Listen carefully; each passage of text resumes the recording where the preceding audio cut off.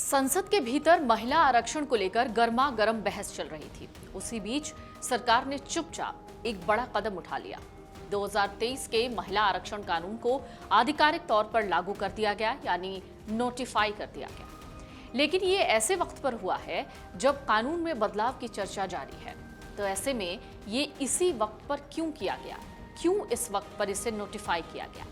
असल में हुआ क्या, पहले ये समझिए। केंद्र सरकार ने संविधान 106वां संशोधन अधिनियम 2023, जिसे नारी शक्ति वंदन अधिनियम भी कहा जाता है, उसको 16 अप्रैल 2026 से लागू करने की अधिसूचना जारी कर दी। इसका मतलब ये है कानून अब सिर्फ कागज पर पूरी तरीके से लागू हो गया है, लेकिन जमीन पर इसका असर अभी नहीं दिखेगा।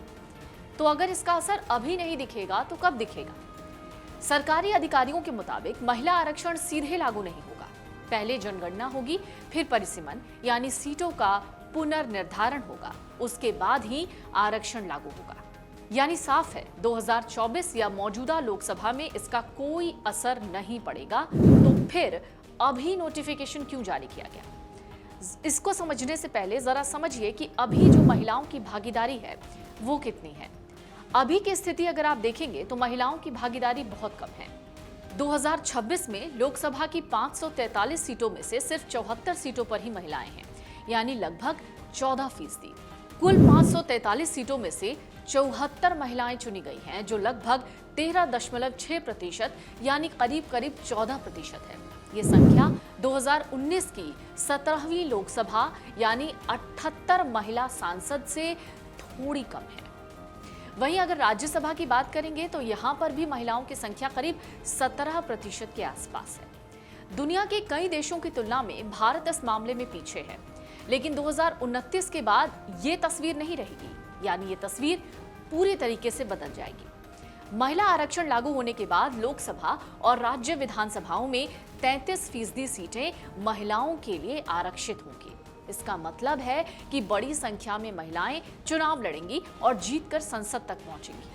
अगर सीटों की संख्या बढ़ती है तो महिला सांसदों की संख्या 280 के आसपास पहुंच सकती है, जो अभी के मुकाबले लगभग 4 गुना ज्यादा होगी।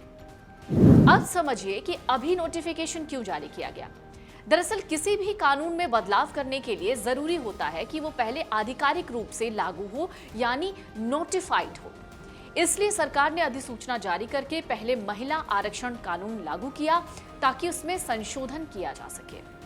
2023 के कानून में कहा गया था कि नई जनगणना के बाद उसी के आधार पर परिसीमन होगा, फिर आरक्षण लागू किया जाएगा।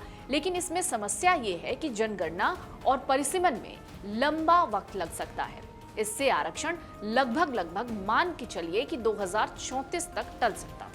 अब सरकार जो संशोधन ला रही है उसका मकसद ये है कि 2011 की जनगणना के आधार पर परिसीमन किया जाए। परिसीमन आयोग की रिपोर्ट के बाद 2029 से ही महिला आरक्षण लागू कर दिया जाए। विपक्ष सरकार की इसी जल्दबाजी पर सवाल उठा रहा है। विपक्ष कह रहा है कि सरकार नए संशोधन बिल के जरिए परिसीमन करना चाहती है, जिससे दक्षिण के राज्य कमजोर होंगे। अब जरा इसको समझिए। पहले आपको यह समझना होगा कि 2023 में कानून पास हुआ। सितंबर 2023 में संसद ने नारी शक्ति वंदन अधिनियम पारित किया, जिसे आमतौर पर महिला आरक्षण अधिनियम के नाम से जाना जाता है, जो विधायी निकायों में महिलाओं के प्रतिनिधित्व को बढ़ाने की दिशा में बड़ा कदम है। इस अधिनियम में लोकसभा और राज्य विधानसभाओं में महिलाओं के लिए 1/3 सीट आरक्षित करने का प्रावधान किया गया है। 2023 के कानून के तहत आरक्षण 2034 से पहले लागू नहीं हो पाता, क्योंकि ये 2027 की जनगणना के बाद परिसीमन प्रक्रिया के पूरा होने से जुड़ा हुआ है।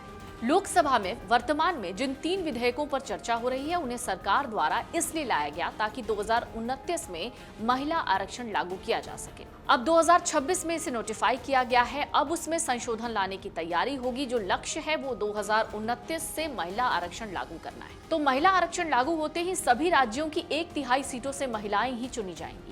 इस तरह यूपी में मान के चलिए कि 120 में से 40 सांसद महिला होंगी। इसके अलावा बिहार में ये आंकड़ा 20 का होगा। इस आरक्षण को रोटेशन के तहत लागू करने की तैयारी भी है। वहीं एससी और एसटी वर्ग की महिलाओं को उस वर्ग की तय सीटों में से ही 33% की हिस्सेदारी दी जाएगी। हालांकि विपक्ष का कहना है कि मुस्लिम और ओबीसी वर्ग की महिलाओं के लिए भी कुछ प्रावधान किए जाएं। सरकार का साफ कहना है कि यह सिर्फ तकनीकी प्रक्रिया है, बिना इसके संशोधन संभव नहीं है।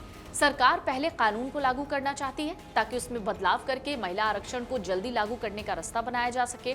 इससे देश के हर हिस्से में महिलाओं को मौका मिलेगा, राजनीति में एक बैलेंस आएगा।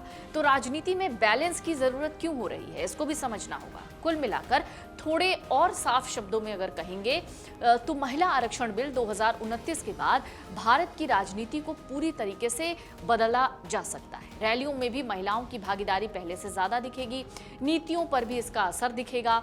जब संसद में ज्यादा महिलाएं होंगी तो उनसे जुड़े मुद्दों पर भी कानून बनाने में तेजी आ सकती है। इसके अलावा महिला सुरक्षा, आर्थिक सशक्तिकरण और शिक्षा जैसे विषयों पर ज्यादा ध्यान दिया जाएगा। इससे देश के विकास में एक नई दिशा मिल सकती है। एक और बड़ा बदलाव ये होगा कि राजनीतिक पार्टियों को अब 33% टिकट महिलाओं को देना जरूरी हो जाएगा। इससे नई महिला नेताओं को आगे आने का एक मौका भी मिलेगा।